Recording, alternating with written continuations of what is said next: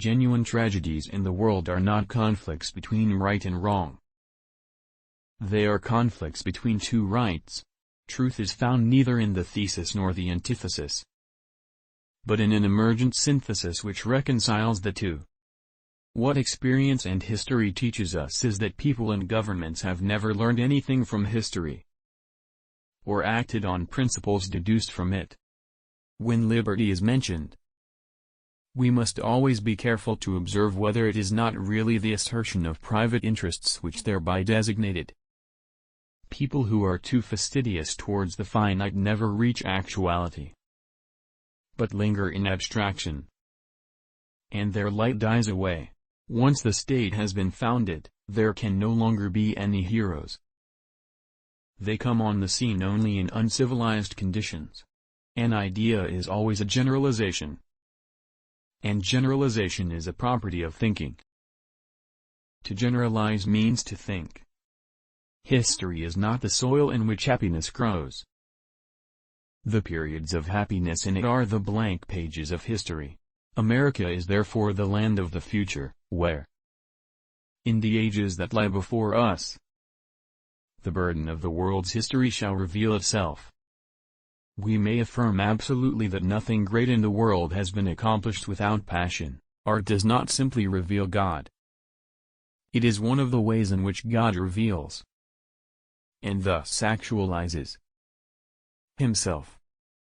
The state of man's mind, or the elementary phase of mind which he so far possesses, conforms precisely to the state of the world as he so far views it. History in general is therefore the development of spirit in time. As nature is the development of the idea is space. It is solely by risking life that freedom is obtained.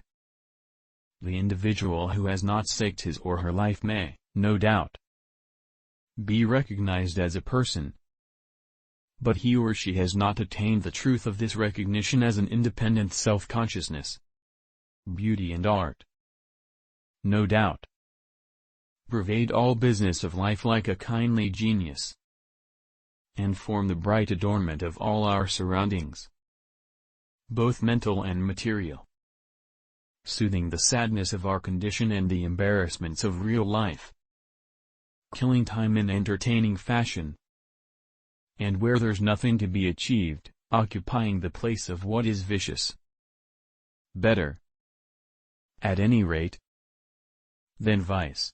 The many, whom one chooses to call the people, are indeed a collection, but only as a multitude, a formless mass, whose movement and action would be elemental, irrational, savage, and terrible.